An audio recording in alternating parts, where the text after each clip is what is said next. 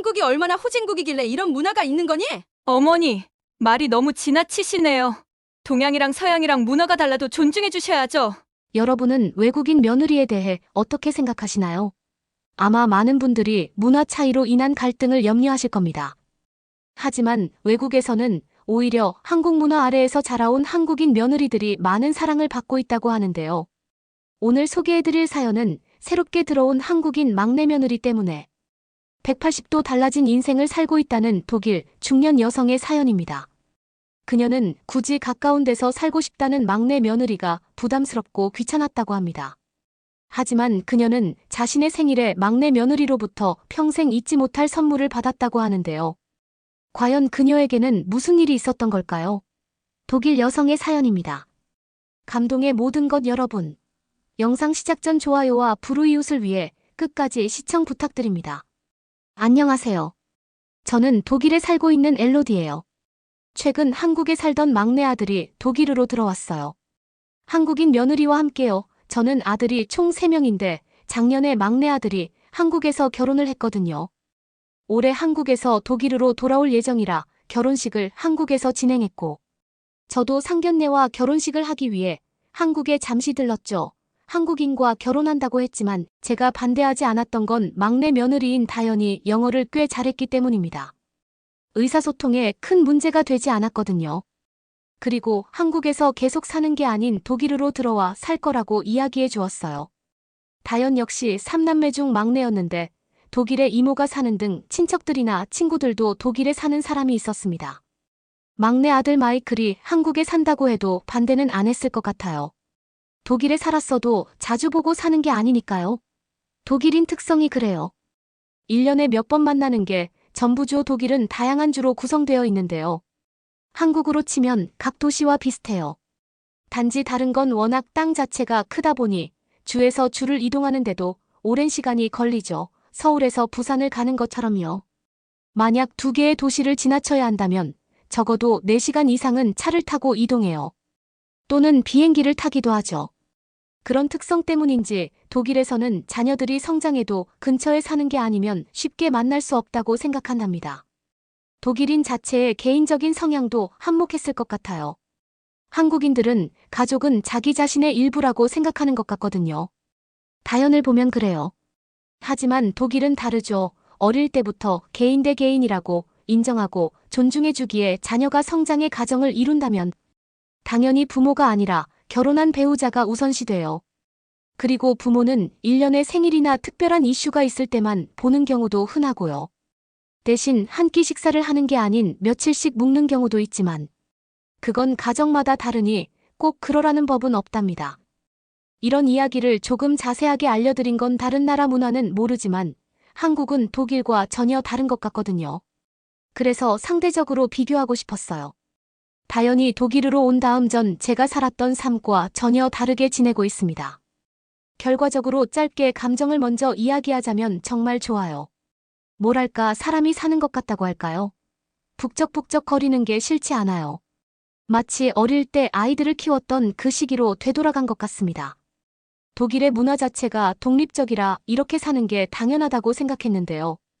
다연이 저희 가족이 되고 요즘 느끼는 건 제가 독일 문화를 꼭 좋아하는 건 아니었던 것 같아요.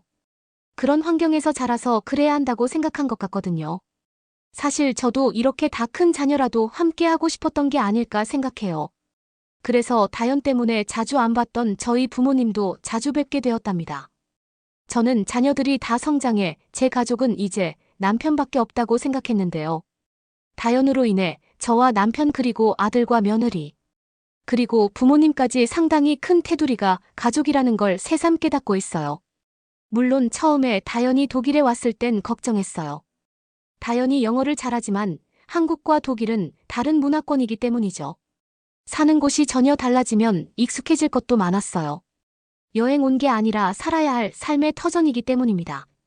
그런 저의 걱정스러운 마음을 아는지 마이클과 다연은 제가 살고 있는 마을에 집을 구하겠다고 말했어요. 당연히 전 당황했고 반대했어요. 주거지역으로 조용하고 살기 좋은 동네지만 직장을 다니기엔 다소 멀 수 있는 지역에 살고 있었거든요. 대부분 자녀들은 성장하면 직장을 따라 도심과 가까운 곳에 자리를 잡았어요. 당연히 마이클과 다현도 그럴 거라 생각했죠. 하지만 아니었습니다. 마이클과 다현은 재택근무가 가능한 직업을 가지고 있었어요. 그리고 일주일에 한 번쯤 출근을 했는데 자주 출근하는 게 아니기 때문에 제가 사는 동네에 살아도 문제가 없다고 했죠. 마이클의 형들은 다 멀리 살고 있거든요. 첫째, 아들은 저희 집에서 차로 4시간 거리, 둘째, 아들은 차로 5시간 거리에 살고 있습니다. 비행기를 타도 2시간이 넘게 걸리는 거리죠. 저나 아이들이 사는 도시에는 공항이 없거든요. 공항을 거쳐 이동하니 당연히 소요되는 시간은 크게 줄어들지 않았어요. 그리고 그게 문제된다 생각하지 않았죠. 하지만 다현의 생각은 달랐어요. 아무리 지금은 자식 없이 잘 살고 있어도 나이가 들면 다르다고요. 가까이 살아야 무슨 일이 생겨도 금방 찾아갈 수 있고 자주 봐야 사랑하는 마음도 생긴다며 제가 이해하기 다소 어려운 말을 했답니다. 사실 그땐 그 말 뜻을 이해하기 어려웠어요. 제가 며느리와 사랑에 빠진다 다 성장한 아들의 배우자인데 제가 사랑하고 안 하고 할 부분이 있을까 싶었거든요. 솔직한 그때의 심정은 괜한 오지랖을 부린다는 느낌이었답니다. 저 역시 부모님을 자주 찾아뵙지 못했으니 누군가 가까이 산다는 걸 꿈에도 생각해 본 적 없었거든요. 그런데 그 진심을 느끼게 되는 경우가 있었답니다. 마이클과 다현이 독일으로 와서 살 집을 구하고 정리하는 데 신경을 쓰면서 저 역시 신경이 상당히 예민해졌거든요. 신기한 게 멀리 있으면 전화로 상황을 전달받는 게 전부잖아요. 그러니 신경 쓴다 하더라도 한계가 있고요. 하지만 같은 동네에 살고 있으니 또 다르더라고요. 궁금하기도 하고 잘하고 있나 걱정이 되는 마음에 하루에도 몇 번씩 가짐 정리를 도와주고 이런저런 이야기도 함께 하곤 했습니다. 때론 파이 같은 간식거리를 만들어 따뜻할 때 먹었으면 하는 마음으로 직접 가져다 주기도 했고요. 확실히 이웃에 가져다 주는 기분과 다르게 아들과 며느리에게 가져다 주는 기분이 더 설레고 좋았습니다. 하지만 그런 시간을 보내기도 잠시 전 몸살이 걸리고 말았어요. 신경을 쓰면 남편과 둘이 살 때와 다르게 많은 움직임을 보이니 그럴만도 했죠. 열이 39도를 넘어가며 꼼짝도 할 수 없었어요. 며칠 쉬면 괜찮아진다는 걸 아니 마음은 움직이고 싶지만 꼼짝없이 침대에 누워있을 수밖에 없었습니다. 그날 저녁 마이클과 다현이 저희 집으로 왔어요. 노트북을 챙겨 들고요. 전 무슨 일이냐고 물었는데 다현은 너무 당연하다는 듯이 말하더라고요. 저녁을 해줄 테니 저보고 쉬라는 겁니다. 저는 부담되는 마음이 있었어요. 남편 역시 괜찮다고 집으로 돌아가라고 말했죠. 남편이 마트에 가 간단한 요깃거리를 사올 생각이었거든요. 항상 그래왔던 것처럼요. 하지만 다현은 아프면 음식을 잘 먹어 영양을 보충해야 하는데 간단하게 드실 것 같아 일부러 왔다는 형식으로 말했어요. 저는 더 이상 말을 할 힘도 없어서 침대로 올라갔답니다. 남편이 알아서 아이들을 보내거나 저녁 한 끼 얻어먹고 말겠지 하는 생각으로요. 정확히 제가 일주일 동안 열이 났는데요. 다현과 마이클은 3일 동안 저희 집에서 저를 돌보아 주었답니다. 낮 시간엔 아직 직장을 다니는 남편 때문에 혼자 집에 있는 제가 신경 쓰인다고요. 병원에 가 혹시 다른 곳에 이상이 있는 건 아닌지 병원도 데려다 주었어요. 성인이 되어 결혼한 이후 남편이 아닌 사람에게 보살핌을 받는 건 처음이었습니다. 그래서 어떤 반응을 해야 하는지 머릿속도 복잡했죠. 그런데 신기하게 그 기분이 싫지 않았어요. 뭐랄까 마치 아이들이 어렸을 때 함께했던 그 느낌이 들었다고 할까요? 같은 집에 살 때 제가 아프면 아이들이 걱정하고 간단한 식사라도 만들어 함께 먹으려고 했던 그 시절 말입니다. 다시 그 기분을 느낄 수 있을 거라고 전혀 상상하지 못했어요. 아이들은 다 성장했고 다른 도시에서 가정을 이루고 살고 있으니까요. 당연히 시간을 되돌릴 수 없으니 그 시절은 가슴속에 묻고 사는 거라 생각했습니다. 다른 독일인들이 그렇게 살아왔던 것처럼요. 저도 별다른 건 사실 없다고 생각했거든요. 한국인 며느리 다현을 만나기 전까지는요. 다현은 달랐어요. 혹여 제가 부담을 느끼는 걸 생각했는지. 한국에서는 부모님과 결혼 후에도 여전히 가족처럼 지낸다는 말을 덧붙여 주었습니다. 그 말이 신선하게 다가오면서 이제 우리가 가족인가 싶었어요. 그리고 다현을 바라보는 제 시선에서 저도 모르게 사랑이 느껴졌습니다. 그랬어요. 다현 말이 맞았던 거예요. 자주 보고 서로 돌보고 많은 시간을 공유하게 되니 저절로 사랑하는 마음이 싹트기 시작했습니다. 신기했어요. 큰아들과 둘째, 아들이 결혼해 다른 지역에서 살기 시작한 지 10년이 넘었어요. 둘째, 아들도 한국으로 가 생활을 한 지 3년도 더 되었죠. 아이들이 모두 떠난 집에서 처음 결혼했을 때처럼 남편과 단둘이 보낸 시간이 3년이에요. 그렇게 평생을 늙어간다 생각했고요. 그런데 다시 가족이 생기다니 제가 겪고 있는 그 감정들이 정말 소중하다고 느꼈어요. 제가 사는 주변에 자식이 산다는 거 생각보다 좋더라고요. 다연이 또 말해줬어요. 딸이 될 순 없겠지만 여자인 친구처럼 편하게 잘 지냈으면 한다고요. 제가 아들 셋으로 늘 남자들 사이에 서 있다 보니 여성의 감성을 나눌 친구가 사실 없었거든요. 이웃과 시간을 공유하는 것도 한계가 있으니까요. 그런 독일 문화의 특성을 다연은 잘 아는 것 같았어요. 오히려 몰라서 걱정했던 게 저의 쓸데없는 생각이라는 걸 알기까지 오랜 시간이 걸리지 않았답니다. 그리고 자랑하고 싶은 부분도 있어요. 사실 그래서 글을 쓰기 시작했고요. 한국 사람이라면 그게 왜냐고 의아해하실 수 있는 것 같은데요. 최근 제 60번째 생일날 있었던 이야기예요. 독일뿐만 아니라 생일에 특별한 의미를 부여하는 나라는 몇 없을 것 같아요. 늘 있는 생일과 크게 다를 것 없으니까요. 특별한 의미를 부여하는 나라를 알고 있는데 바로 한국이에요. 한국은 60번째 생일과 70번째 생일, 80번째 생일처럼 자녀들이 다 크고 나서 맞이하는 생일에 의미를 두더라고요. 60 같은 경우는 환갑이라는 한국 특유의 문화가 있는데 이건 태어난 해가 다시 돌아오는 거라서 그걸 기념하는 거래요. 복잡한 설명이 있었지만 사실 다 이해한 게 아니라서 제가 전하기는 어려운데요. 제가 이해한 건 그랬어요. 태어날 때와 같은 해를 다시 맞이하는 거래요. 그래서 의미를 둔다고 하더라고요. 그리고 이후에 오는 70살과 80살의 생일은 자식들이 축하해주는 의미가 크대요. 오랫동안 건강하게 산 것을 축하한다고 해요. 그래서 가족들끼리 보내더라도 더 특별한 곳을 가거나 지인들을 초청해 큰 파티처럼 한다고요. 그래서 저도 60살 생일에 동네 지인들을 초대했답니다. 모두 다 다연의 생각이었어요. 다연이 동네에 이사 오면서 제 며느리라는 걸 알지만 공식적으로 인사했던 적도 없거든요. 대부분 동네에서 10년 이상 산 사람들이라 앞으로도 함께 시간을 보낼 사람이기도 했죠. 그래서 다연은 더 특별하게 보내고 싶어 했어요. 다연이 한국에서 와 새로운 동네 주민으로 들어왔다는 점과 제 60번째 생일 축하를 겸할 생각이었죠. 저도 그런 다연의 생각이 괜찮다고 느꼈어요. 꼭 70번째 생일이라는 목적이 있는 게 아니더라도 종종 마을 사람들과 작은 파티를 즐겼거든요. 좋은 이웃이 있다는 건 자식들이 타지에 나가 살면서 의지할 수 있는 부분이라 저에게는 감사한 일이었어요. 그래서 좋게 지내는 이웃들이 많았고요. 그렇게 마을 사람들을 초청했어요.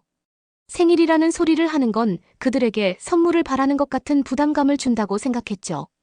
그래서 간단하게 식사를 할 겸 시간을 보내자고 했답니다.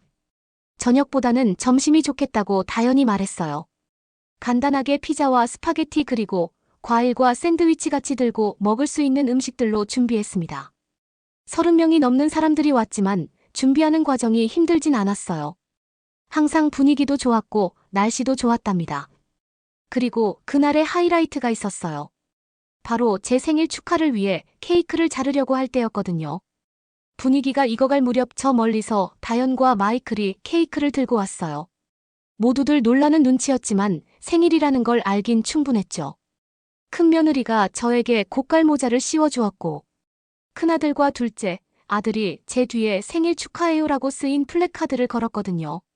저 역시 상당히 놀랐어요. 독일에서는 이렇게 생일을 거창하게 하는 걸 본 적이 없었기 때문입니다. 나중에 알았는데 한국에서는 이렇게 축하하는 게 너무 당연하다 했죠. 파티의 주인공이라는 걸 만천하에 알리는 것 같아 부끄러웠는데 한편으로는 생애 처음으로 주목받는 분위기가 또 싫지 않았답니다. 모든 사람들이 축하해 주었고 가족끼리만 했던 작은 생일 파티와는 다르게 가슴 깊은 곳부터 차오르는 벅찬 감정을 느낄 수 있었거든요. 내 생애 60평생을 살면서 그런 감정을 느낀 건 10살 때 처음으로. 제 생일 케이크를 받았을 때 딱 한 번뿐이었어요. 여담이지만 위로 1살 차이 언니가 있는데 생일이 3일 차이나요? 그래서 항상 케이크 하나로 생일을 같이 했고 그게 서러웠던 전 펑펑 울면서 생일을 따로 하고 싶다고 부모님께 속상함을 토로했죠. 그리고 10살이 되던 해 처음으로 제 케이크를 받을 수 있었거든요. 그때 기억이 떠오르며 주체하기 힘든 행복을 느꼈답니다. 그리고 선물 증정식이 있었어요. 다연이 재치 있게 동네 사람들에게 장미꽃 한 송이씩을 나눠줬더라고요. 축하한다는 말을 들으며 꽃과 함께 포옹을 받았어요. 그들은 부담 없이 축하를 해주었지만 저에겐 잊지 못할 추억이 되었죠. 모두들 집으로 돌아가고 가족끼리 남았어요. 그리고 하나둘씩 선물을 가져오더라고요. 동네 사람들이 있을 때 주었다면 무언가 부담을 주는 것 같아 모두 돌아가고 가족끼리 있을 때 주기로 했대요. 저는 잘 생각했다며 그들의 생각에 동의하고 하나씩 선물을 열어보았어요. 마이클과 다연이 준 선물은 봉투였는데 공연 티켓이나 한국행 비행기 티켓이 들어있을 거라고 생각했습니다. 하지만 아니었죠. 봉투를 열어봤는데 그곳에는 꽤 많은 현금이 들어있었어요. 당혹스러운 전 이게 무슨 돈이냐고 물었죠. 그러자 다연이 웃으며 말하더라고요. 한국에서는 생일 선물로 현금을 준다면서요. 모든 선물이 물론 다 좋겠지만 제가 마음에 드는 걸 사는 게 최고의 선물일 테니 넉넉하게 돈을 넣었대요. 저는 그 말을 듣고 한국 사람들의 현명함에 감탄했답니다. 얼마를 받든 정말 효율적인 면에서 최고라고 생각했거든요. 남편 역시 제가 뭘 받을지 궁금한 눈치였는데 현금 다발을 받는 걸 보더니 나중에 애들이 돌아가고 그러더라고요. 자기 생일도 기다려진다고 말이에요. 저는 그 이야기를 듣고 웃지 않을 수 없었네요. 그리고 제 생일이 지나고 2달 뒤 막내 며느리가 임신했다는 소식을 전해주었습니다. 멀리서 사진이나 화상전화로 보는 다른 손자 손녀와 다르게 한 동네에서 커가는 모습을 볼 수 있을 거라는 생각에 벌써 설레요. 한국인 며느리로 인해 새로운 문화를 접하게 되고 제 삶에 새로운 활력소가 생긴 기분이에요. 다연히 제 며느리가 된 건 하늘이 준 선물이라 생각합니다. 그래서 요즘 전 너무 행복해요. 여러분은 이번 사연을 통해 어떤 것을 느끼셨나요? 한국인 며느리로 인해 행복한 시간을 보내고 있는 독일 여성의 사연이었습니다. 그녀는 한국인 며느리를 얻게 되면서 한국과 독일의 문화 차이에 대해 많은 생각을 하게 되었는데요. 한국과 다르게 독일에서는 지리적 문화적 차이 때문에 자녀들과 멀리 떨어져 살면서 자주 만나지 못한다고 합니다. 이 독일 여성도 같은 동네로 이사 오겠다는 막내 아들 부부의 의견에 반대를 하기도 했는데요.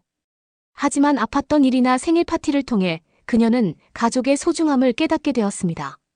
그리고 이 바탕에는 가족을 사랑하는 한국 문화에 대한 고마움도 있었는데요. 앞으로도 그녀의 앞날에 행복한 일들만 가득했으면 좋겠네요. 구독과 좋아요 부탁드리며 사연자분께 전해드릴 댓글도 남겨주시면 전달해드리겠습니다. 그러면 더욱 감동적인 다음 사연으로 넘어가겠습니다. 한국이 도시축에 속해 중국에 비하면 마을에 불과하지. 중국이 알아주는 도시개발회사에서 인턴십을 하게 된 영국 명문대생 더 좋은 회사에 취업을 하기 위해 4년의 대학교 생활과 3년에 달하는 대학원, 전공까지 마친 상황입니다. 그는 제대로 된 경험과 포트폴리오들을 쌓기 위해 한국으로 가는 게 꿈이었지만 지원한 곳들에서 다 떨어져 버리고 결국 중국 회사로 해외 인턴십을 가게 되었다고 합니다.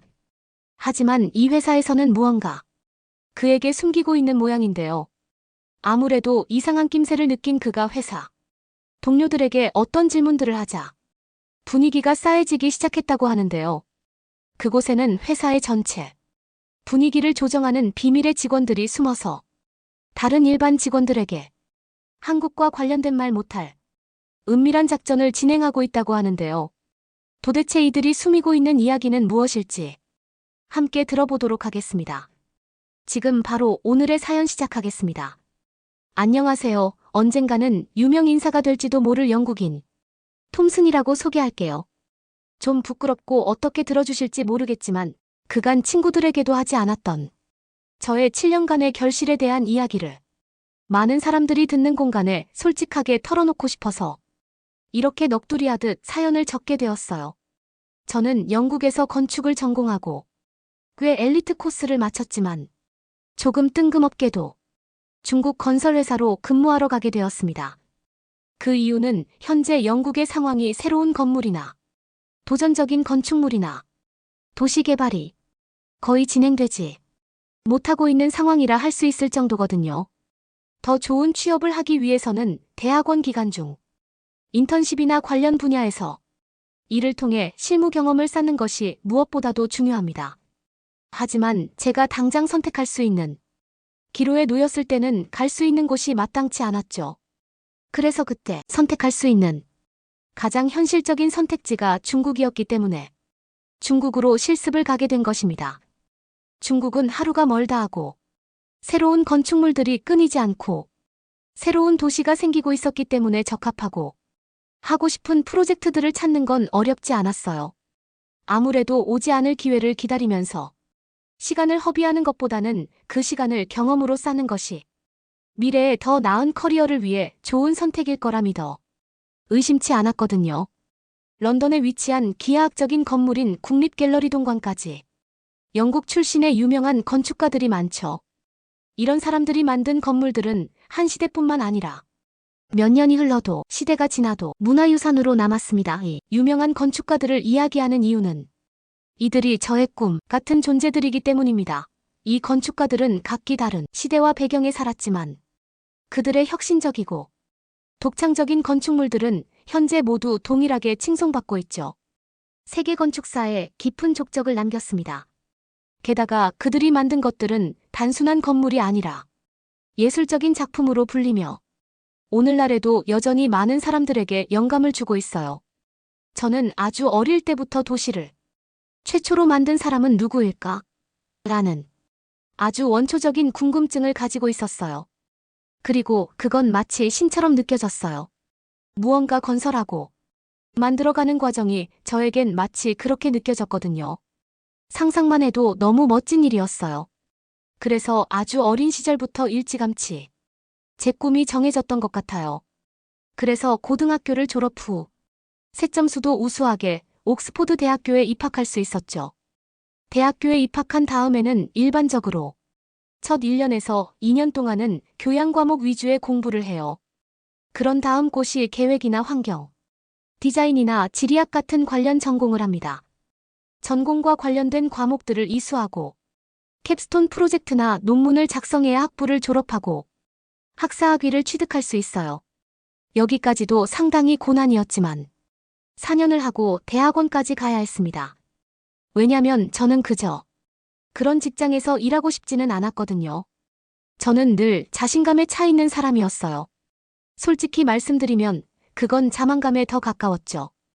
그래서 이런 제가 한국 회사에 떨어졌을 땐 실은 한국 주제에 나를 떨어뜨린 게 어이가 없다는 생각이 들었어요. 아무튼 4년간 열심히 해서 대학교 졸업을 하게 되면 아니 4년이면 좋겠지만 사실은 논문이 통과되지 않으면 더 걸릴 수도 있어요.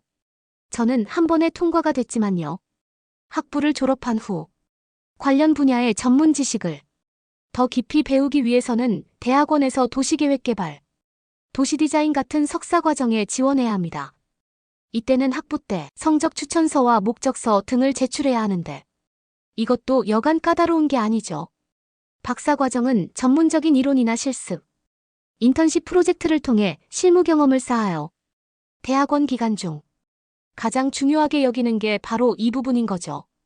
대학원을 다니는 기간 동안 어떤 인턴십이나 관련 분야에서 실무 경험을 쌓았느냐가 이 분야에서 이름을 떨칠 수 있을지 여부를 결정하는 지표라고 볼 수 있거든요.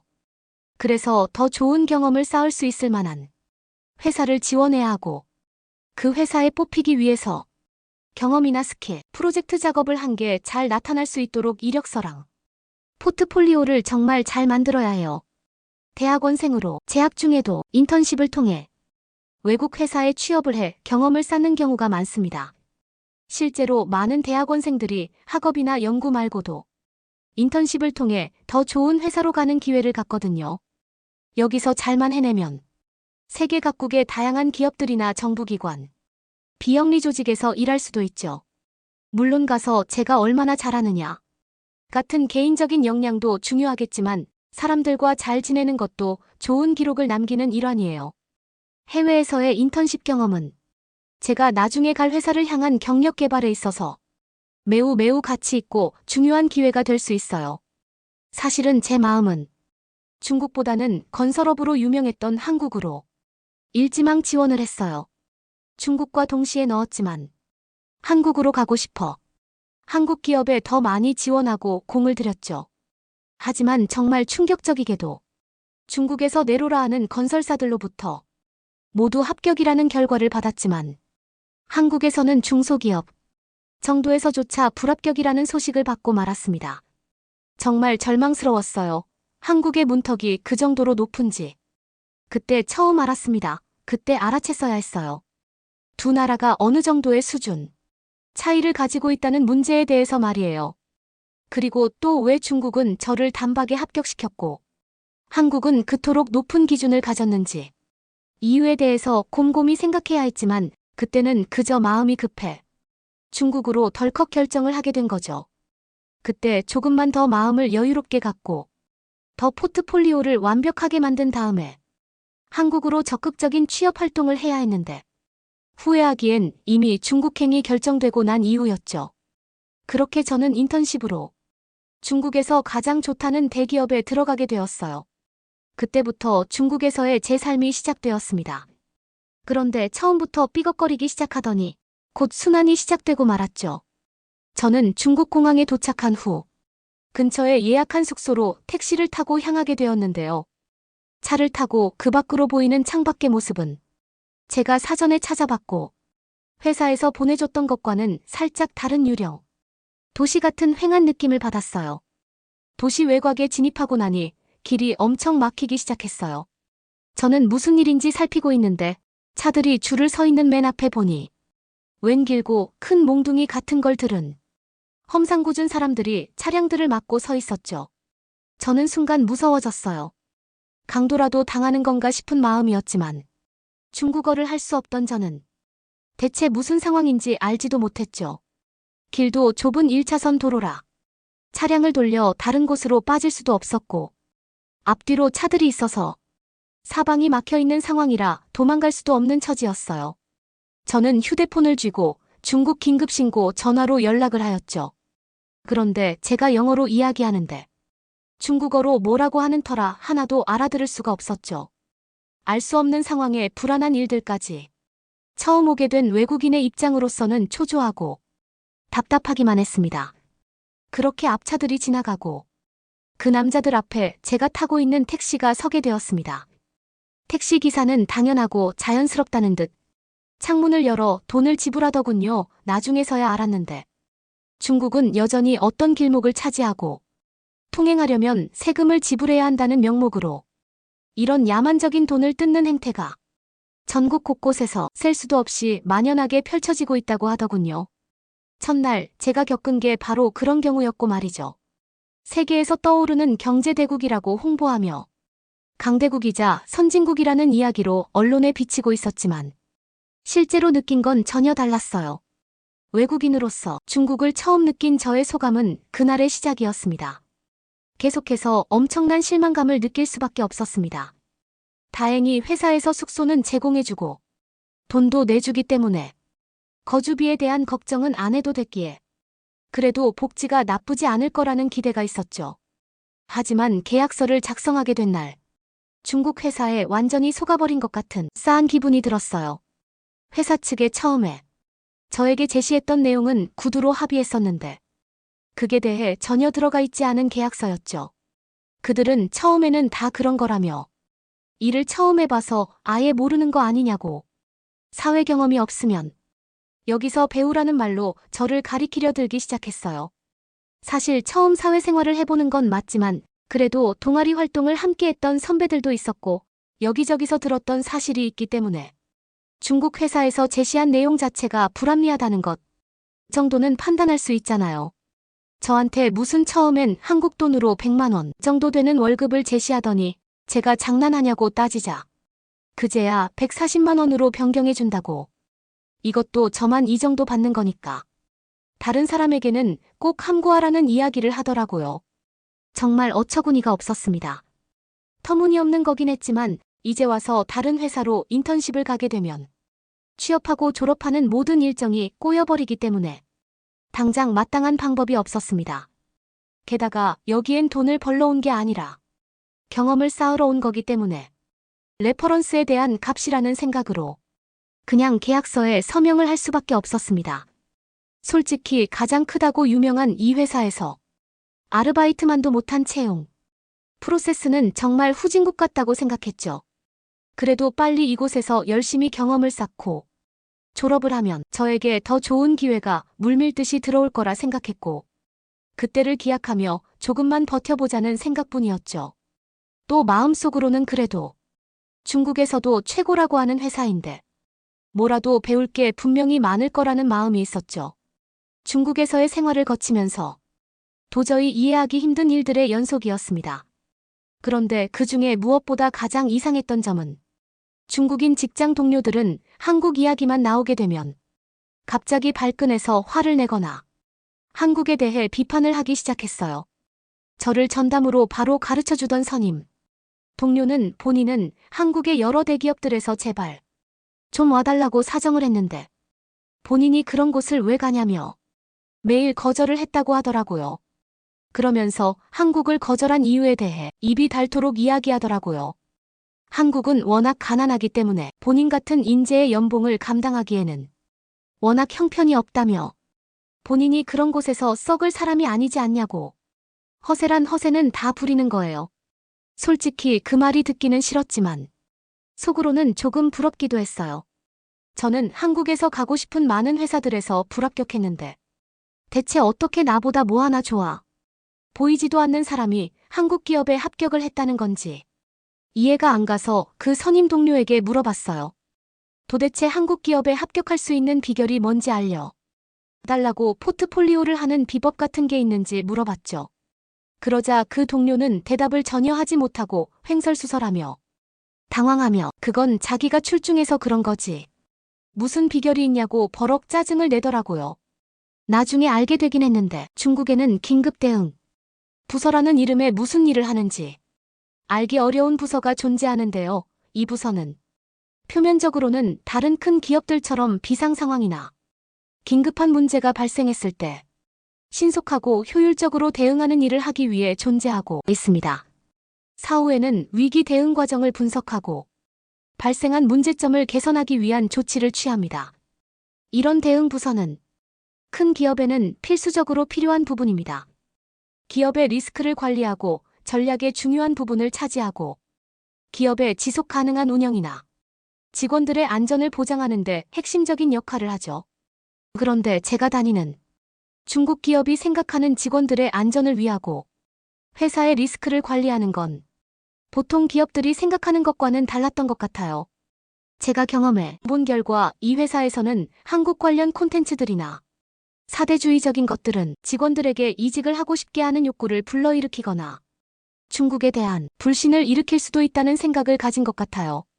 그래서 최근 중국 사람들이 가장 부러워하고 지켜보고 있는 한국에 대해서는 더 예민하게 반응하고 처리하는 것 같아요.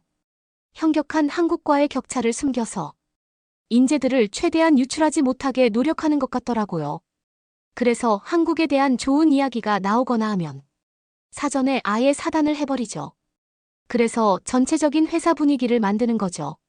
그래서 한국이 후진국이고 절대로 한국의 회사로 갈 생각도 할 필요가 없다며 영국에서 입사 제안이 오면 무조건 거절하라는 압박에 가까운 분위기를 만들어갔죠. 이직을 생각하고 있다면 절대로 생각하지도 말라는 협박에 가까운 의견들을 여러 차례 공지로 보내기도 했어요. 왜 그렇게 다른 나라들을 비하를 해야 하나 싶었습니다. 저는 중국 회사를 다니면서 뭘 배우는 게 아니라 열등감에 가득한 처신들을 보면서 중국에 점점 더 정이 떨어지더라고요. 무엇보다 경험적으로 많은 케이스를 봐야 하는데 후진국에 가까운 그들의 기술이나 계획들은 정말 수준이 확 떨어졌죠. 인프라나 상업, 주거 프로젝트, 수행에 대해서 실망스러울 수밖에 없었습니다. 건축자재도 그렇고 최근은 친환경 건축물을 지향하는 중인데 그런 것에 전혀 상관없이 환경, 친화적이지 않은 계획을 진행하더라고요. 디자인도 어디선가 봤던 유명한 건축물들에서 거의 비슷하게 만들어진 거였어요. 현대적인 모습은 거의 다 카피한 모습이 많았죠. 사람들이 살기에도 좋은 도시가 아니었습니다. 안전하지도 않았고 거리의 불황자들이나 범죄에 취약하기 때문에 언제든 누구든 주의하고 긴장해야 하는 곳이었습니다. 제가 생각하던 도시는 이런 모습이 아닌데, 그리고 이런 걸 위해서 제가 그 명문대를 나와 7년에 가까운 시간 동안 한 분야를 공부한 것이 아닌데 모든 것이 허무하고 짜증나기 시작했죠. 저에게 중국은 제 꿈에 가까운 경험을 하기엔 너무나 먼 곳이었습니다. 저는 살기 좋은 도시, 공간 건물들을 만드는데 평생의 꿈을 가지고 있었지만 중국 회사에서는 제가 더는 배울 것들이 없었죠. 좋은 도시 계획이란 보통교통이나 주거, 상업교육과 공공시설이 가장 중요하게 여기고 그들이 얼마나 잘 어울리는지 그 기능 간의 조화가 상당히 중요하거든요. 그런데 중국은 전혀 그런 걸 고려하지 않고 우후죽순 누가 더 빨리 세우느냐 시합을 하는 듯 했어요. 무분별하게 모든 것들 짓는다고 해서 도시가 아닌데 말이죠. 좋은 도시를 만들기 위해서는 자원 공급들을 위해 접근성과 이동성은 가장 중요하다고 할 수 있습니다. 그걸 어떻게 이루느냐가 그 도시 계획이 튼튼하고 단단한 뼈대가 된다고 생각하시면 됩니다. 그 공간에 사는 모든 사람들이 공공서비스를 이용하고 교통수단을 통해 주요 시설에 쉽게 접근할 수 있도록 설계가 되어야 합니다. 효율적으로 대중교통 시스템을 구축하고 보행자 친화적이게 설계를 해야만 도시로 접근하고 이동하기 쉽게 해줍니다. 다양한 사회적인 경제적 배경을 가진 사람들이 누구나 살며 공존할 수 있는 포용적인 도시를 만들어야 합니다. 잘 사는 사람만 살기 좋은 공간은 아무런 의미가 없죠.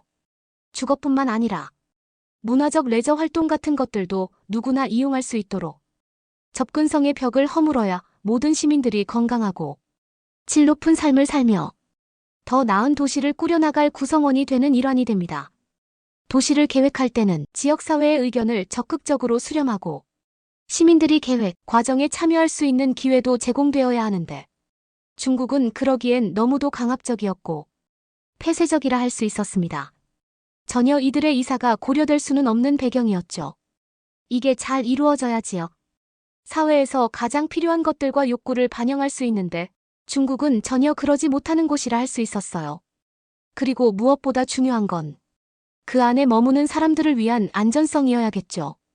도시계획의 가장 중요한 지점은 시민들이 최대한 안전할 수 있고 보안을 유지될 수 있는 환경일 겁니다. 범죄 예방을 위한 설계가 무엇보다 중요합니다.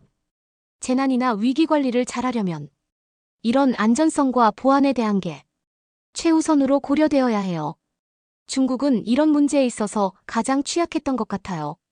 안 쓰는 건물, 버려진 건물, 공사가 중단된 건물 안에 노숙하며 사는 사람들도 많았고 그곳은 범죄의 중심지로 바뀌어 가고 있었습니다. 중국에서 무분별하게 건설되는 것들 중에서는 자재들도 싼 것을 쓰는 경우도 많았기 때문에 계속해서 안전이나 건강 문제도 발발했어요. 공간 건물 도시는 아이들, 임산부 어른 등 누구나 안전하고 건강해야 하는 곳이잖아요. 그래서 더 안전을 최우선 순위로 둬야 하는 거죠.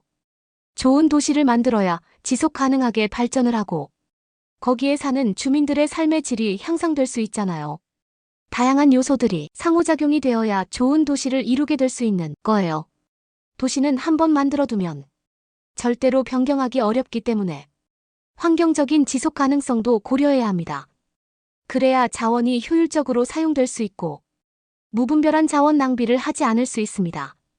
최대한 탄소 배출 감소를 해야 녹색 공간도 보존할 수 있고 그래야 미래 세대들을 위해 좀 더 건강하고 살기 좋은 도시를 영위할 수 있도록 남기게 해주는 거죠. 그게 정말 중요하다고 생각합니다. 이런 이유에서 저는 중국에 머물면서도 한국 기업에 대해 계속해서 지원을 했습니다.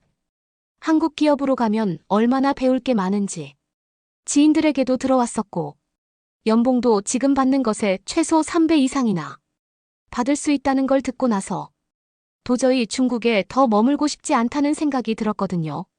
중국 회사에서는 한국으로 가거나 한국 기업에 대한 생각을 접게 하기 위해 그렇게 노력을 했지만 결국 좋은 것들은 어떻게든지 사람들이 끌릴 수밖에 없다는 걸 몸소 증명하고 말았네요. 그러다 결국 운이 좋게 제가 원하던 곳은 아니었지만 삼지망 정도로 생각했던 회사에 최종 합격했다는 통보를 받았죠. 저는 한국으로 가고 나서야 제가 도시 개발을 하기로 한참 마음을 완전히 새로 깨닫게 되었습니다. 그리고 중국에서 감추려고 했던 한국의 진실을 알 수 있었어요. 주말에도 들어가야 하고 밤낮 없이 야근을 해야 하는 것과 달리 한국 회사는 기본적인 휴식권을 보장해주고 월차도 사용할 수 있게 해주었어요. 아무래도 추가 근무를 할 수밖에 없는 업무가 잦다 보니 그렇게 되면 추가 수당도 2배가량 더해져 넉넉하게 지원해줬죠. 중국 회사에 있을 땐 수당도 제대로 못 받고 그저 노동력을 착취당하기만 한다는 느낌이었는데 한국에 가서야 그동안 중국 회사의 신입이라는 이유로 완전히 노동 착취나 당하고 있었다는 사실이 치가 떨리더라고요. 다행히 지금은 한국으로 와서 얼마나 잘 됐다 싶은지 모르겠다 싶었죠. 한국 회사에서는 제가 성실하게 일하는 모습을 눈여겨봐 주고 인정해주고 칭찬을 해주면서 저를 북돋아줬어요. 사람들의 태도가 무엇보다 중국과 달랐던 것 같아요. 중국에서는 한 팀, 같이 일하는 동료라는 느낌을 받은 것보다 상하관계, 복종해야 하는 사회생활이라는 압박감이 강했다면 이와 전혀 다르게 한국은 사회생활을 많이 해 보지 않은 저에게 더 많은 경험을 하게 해주고 노하우를 알려주는 등 정말 무언가를 배운다는 생각을 들게 하는 곳이었죠. 일을 하는 방식이나 노하우도 정말 많은 차이를 가지고 있었어요. 한국 사람들은 일처리 속도가 말도 안 되게 빠르고 손도 빠르고 머리도 비상해서 전혀 생각지도 못했던 새로운 방법을 차 안에 내거나 기존의 방식을 뒤집어 더 좋은 것들을 만들어가는 아주 획기적인 기획과 세밀한 작업에 모두 적합한 곳이라 할 수 있었어요. 제가 중국 회사 사람들은 정말 게으르다고 생각했던 게 분명히 지금 해야 하는 일이라는 걸 아는데도 미루고 미룰 수 있는 만큼 최대한 미룬 끝에 일을 해결하거든요. 그런데 그때 가서야 일을 해결하기엔 시간은 부족하기 때문에 대충하고 퀄리티는 낮아질 수밖에 없는 그런 상황이 반복되는 걸 봤거든요. 사회 경험이 전혀 없는 제가 보기에도 문제가 분명 있어 보이는 설계들을 아무렇지도 않게 시간이 없다는 이유로 대충 넘겨버리곤 하더라고요. 이건 일적인 건 아니지만 제가 개인적으로 가장 좋게 느꼈던 부분인데요. 무엇보다 한국 사람들과 중국 사람들과의 차이는 아침 출근길이 아닐까 싶어요. 출근을 할 때 한국인들처럼 쾌적하게 모든 세팅을 깔끔하게 마치고 오는 사람은 중국에선 정말 단 한 명도 없었는데 한국 사람들은 모두 다 출근할 때 얼마나 말끔하고 향기롭게 출근을 하는지 심지어 옷도 세탁소에서 주름까지 펴준 것 같았어요. 알고 보니 한국은 스타일러라는 제품을 많이 써서 그런 주름이 덜 가는 것 같기도 하더라고요. 역시 가전의 강국답게 가전이 생활 속에 자연스럽게 스며들었다는 것 자체도 굉장히 좋게 보였어요. 그래서 한국에 온 뒤로부터는 출근길부터 사람들에게 나는 향기가 기분 좋았어요. 중국 회사에서 인턴십을 할 때는 출근길 엘리베이터를 타면 참을 수 없는 악취가 고역이라 운동한다 생각하고 10층인 곳을 오르기도 했었거든요. 한국 회사 사람들은 본인의 자리에 가습 기며 공기, 청정기 디퓨저까지 본인의 몸뿐만 아니라 업무를 하는 공간에 대해서도 상당히 신경 쓰는 것 같았어요. 공간을 다루는 사람들이 자신의 공간부터 다룰 줄 안다는 건 상당히 다른 점이었죠. 중국 회사에서는 자신들의 자리도 정리하지 않아 실제 서류를 둘 공간도 없어서 심지어 제자리 위에 자신들의 쓰레기를 올려두는 이기적인 일들도 많았거든요. 저는 인턴이니까 그러려니 하라는 분위기였죠. 무슨 말만 하면 인턴이고 사회초년생이라 내가 아직 우리 회사가 얼마나 대단한지 모른다는 소리만 하면서 자기들 프로젝트에 저를 껴준다고 말해두곤 제 이름을 올려주지도 않았어요. 이건 정말 상당히 예민하고 중요한 문제인데 그들은 그걸 양심없게도 한두 번 그런 게 아니었죠. 아무튼 한국에서 회사 생활은 이전에 바로 중국을 경험해서 그런지 한국 생활은 저에겐 정말 너무나 좋게 느껴지더라고요. 한국 회사가 중국 회사보다 최소 10배 이상은 만족스러웠어요. 높은 연봉부터 회사원들을 위한 복지까지 더 좋은 결과물을 만들어 내고 싶게 하는 회사의 전반적인 분위기에 일의 능률도 올라가는 기분이었습니다. 한국의 모습은 더 멋졌는데요. 중국에서 듣기로는 한국이 워낙 후진국이고 발전한 곳이 없다고 말했지만 그건 모두 거짓이었습니다. 오히려 발전하지 않은 곳을 찾아볼 수가 없었죠. 대한민국의 도시는 여러 멋진 특징과 장점을 가지고 있었어요. 예를 들자면 한국은 높은 인구 밀도를 보이는 곳인데 제한된 토지를 효율적이게 이용하는 가장 적절한 방법으로 도시계획에서 중요하게 생각하는 것이 아파트, 단지 형태였습니다. 공간을 효율적으로 활용하면서도 자연도 함께 구성할 수 있었죠. 같은 느낌으로 홍콩만 해도 건물만 빼곡하게 건설되어 있지 한국처럼 자연과 함께 더불어 건설되어 있지는 않거든요. 한국은 도시 안팎의 공원이 즐비하고 산책로라던가 벨트 등이 조성되어 있어서 사람들이 자연과 휴식할 수 있고 함께 사는 공간이라는 느낌을 상당히 주는 도시였어요. 이는 주민들의 삶의 질을 향상할 뿐만 아니라 도시가 가지고 있는 정말 사람들이 계속 살아가며 그 도시를 유지하는 데 기여를 할 수 있게 하는 무엇보다 뛰어난 장점이 아닐까 했어요. 도시와 녹지가 공존한다는 게 말이 쉬워 보이지만 도시계획을 전공해보면 그게 얼마나 어려운 일인지 알거든요. 그런데 한국은 고층 빌딩이 많고 발전한 도시 안에 건물 옥상이나 휴게층의 녹지를 구성하거나 백화점 안에 폭포나 나무를 둔다거나 아파트 단지에 필수로 형성된 정원, 동네마다 필수로 놓여있는 공원까지 모든 곳이 자연과 사람, 그리고 생활이 어우러진 모습을 보이고 있었습니다. 그리고 무엇보다 전 세계에서 한국을 따라오지 못할 거라 자신있게 말할 수 있을 만한 것은 바로 대중교통 중심의 도시 계획이었습니다. 이미 전 세계에서 인정을 받고 있을 만큼 원래 한국의 대중교통 시스템은 유명하죠. 대부분의 큰 도시에서, 아니 모든 나라를 이루는 개발의 첫 번째, 단추라 할 수 있는 대중교통 시스템은 그 필요성과 중요성은 알지만 그 어떤 곳도 한국만큼 발전되어 있지 않은데요. 서울의 경우엔 지하철이나 버스, 택시 등 통합된 대중교통 시스템이 서로 연결되어 하나의 유기체로 돌아가는 듯했어요. 게다가 밤늦게 이용되는 심야버스를 통해서 거의 24시간. 한국은 어디든 대중교통으로 이동할 수 있는 나라라고 할 수 있었죠. 이건 영국에서는 말도 안 되고 상상할 수도 없는 일이에요. 한국은 도시 전체가 아닌 나라. 전체가 대중교통으로 연결되어 있었어요. 대중교통은 나라의 발전과 사람들의 편의성에도 큰 역할을 하지만 더 큰 역할은 나아가 교통체증과 대기오염을 줄여 환경오염에 조금이나마 보탬이 될 수 있는 것까지 효과를 내는 장치입니다. 모든 것은 연결되어 있으니까요. 생활 편의나 인프라는 말할 것도 없었죠. 한국 도시개발 특징으로 이야기했던 것처럼 한국, 특히 서울은 고밀도 인구를 가지고 있죠. 그런데 한국은 대부분 다른 나라에 비해 고밀도를 보이고 있어요. 그래서 고층 건물과 대부분의 주거 형태가 아파트인 이유도 그것이죠. 이런 고밀도 개발로 인한 것 때문에 효율성이 찾아왔습니다. 고밀도 개발은 토지 이용의 효율성을 높였고 주택이나 쇼핑, 엔터테인먼트 시설과 심지어 필수, 의료시설까지 인접하게 해 사람들이 살아가는 생활의 편리성을 제공하는 완벽한 인프라를 형성하게 만들었죠. 게다가 최신 기술을 사용한 도시 운영과 관리가 적용되어 다른 나라보다 효율적이고 지속 가능한 도시를 만드는 데 큰 효과를 보고 있습니다. 예를 들어 신재생, 에너지를 이용한 다양한 것들로 도시를 운영한다던가 친환경 대중교통 같은 것들도 있죠. 그래서 한국은 스마트한 도시라고 불리기 가장 적합한 곳이 아닐까 생각합니다. 스마트 도시 기술은 지속 가능하게 개발되고 있기 때문에 에너지 소비를 최소한으로 줄이고 환경적인 문제도 줄일 수 있는 현 시대에 가장 필요한 방법일 겁니다.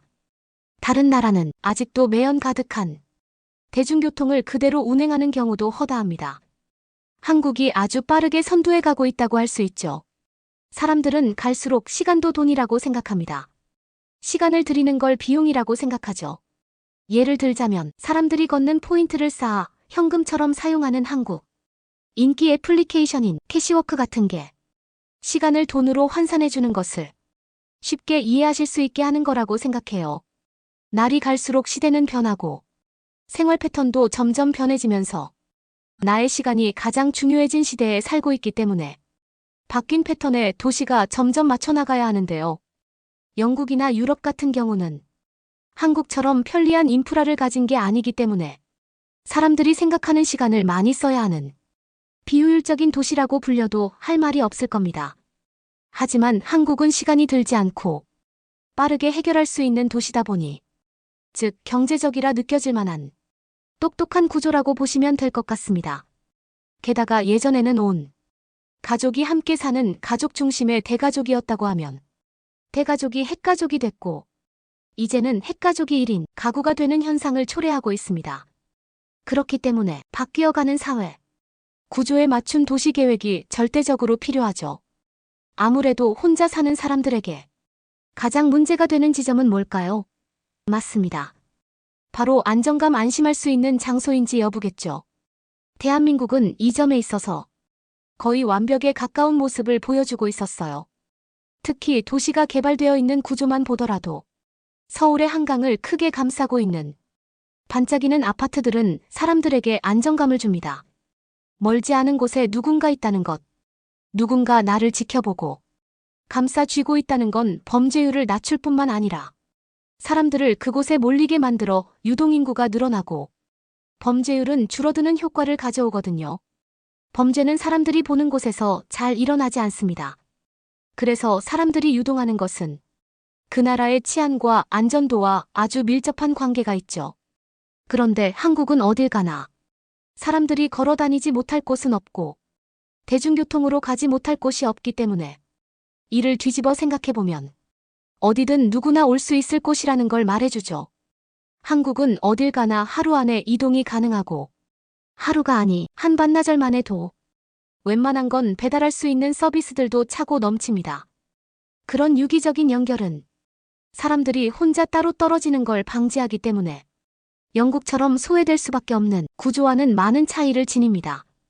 한국은 저 먼 지역에서도 하루 만에 싱싱한 해산물이 도착하는 곳이니까요. 이건 도로계획과 대중교통, 그리고 아파트형 도시건설이라는 한국만의 모든 장점들이 모여 만들어낸 엄청난 시너지라고 생각합니다. 한국의 도시 계획 구조는 현재 많은 나라에 귀감과 자극을 주고 있습니다.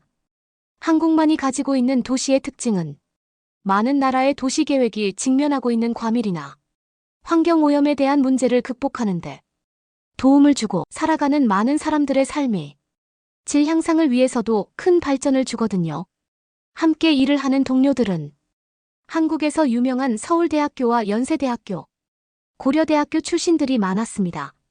최근 영국에서는 역으로 한국대학으로 유학을 보내는 케이스가 늘고 있어요. 그만큼 수재들이 많다는 거겠죠. 저는 사실 제가 명문대를 다녔기 때문에 굳이 그 좁은 나라의 대학을 가는 자체가 이해가지 않았어요. 교육은 우리가 최고라고 생각했으니까요. 그런데 한국은 각 분야의 최고 전문가들을 양성하기 위한 체계적인 교육을 제공하고 있더라고요. 친구들에게 들어보니 부러운 부분이 많았어요. 전문 지식을 서로 교류를 하면서 한 분야뿐만 아니라 여러 분야가 함께 유기적으로 움직일 수 있는 개발과 계획을 세워서 학생들에게는 최대한 실무적인 접근을 가르치더라고요. 심도 있는 교육과 실질적인 한국 대학교의 교육은 7년. 가까이 공부한 저보다 4년. 공부한 친구들이 얼마나 실제 사회에서 큰 역할을 해내는지 보여주고 있었어요. 그런 걸 보니 제 이력서가 왜 다 떨어졌는지 알겠더군요. 여기는 대학원까지 가는데 포트폴리오가 중요한 것이 아니라 정말 생활에 필요한 해결책에 관련해 이미 학생 때부터 그 체계가 완성되는 학생들이라 그 학생들만으로도 충분히 뛰어난 회사를 이룰 수 있기 때문이었어요. 그래서 제 이력서는 뽑힐 수 없었던 거죠. 정말 운이 좋게도 자리가 나서 이곳에 인턴십을 다닐 수 있게 되었지만 한국에서 있으면서 경험했던 매 프로젝트마다 어떻게 저런 생각을 할 수 있는지 경악할 수밖에 없는 비상한 한국인들의 아이디어를 보며 충격을 받고 감명을 받았습니다.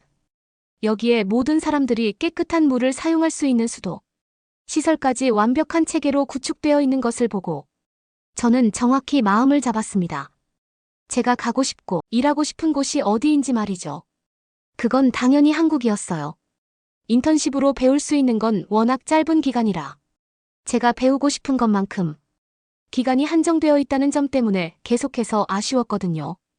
게다가 여기에서 일하는 동료들도 너무 좋고 배울 점이 많아 다시 꼭 오고 싶다는 마음이 있습니다. 현재는 인턴십을 끝내고 대학원이 곧 끝나갑니다.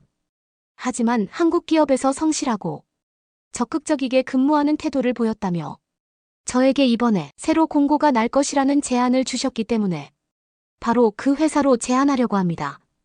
처음에는 가장 가고 싶던 회사가 있었지만 아직 제가 한국의 1등인 기업에 들어갈 만한 실력과 경험이 아니라는 걸 한국 사람들 사이에 있으면서야 그 수준 차이를 느끼게 됐거든요. 무사히 합격해 한국 기업의 정직원으로 첫 출근을 할 수 있기를 소망해 보겠습니다. 한국에서 제대로 배워 맨 처음 꿈꿨던 세월이 가도 업적이 남는 꼭 그런 건설가가 되고 싶거든요. 여러분은 어떻게 보셨나요? 응원과 격려의 한마디씩을 댓글로 남겨주시기 바랍니다. 사연자분들에게 전달해드리겠습니다. 실제 사연 제보를 받고 있습니다. 채택되신 분께는 작은 선물도 보내드리고 있습니다. 저희의 사연이 여러분의 하루에 작은 힘이 될 수 있었으면 좋겠습니다. 감동적인 사연을 주변 분들과 이야기 나눠보세요. 더욱더 좋은 영상으로 다시 찾아뵙겠습니다.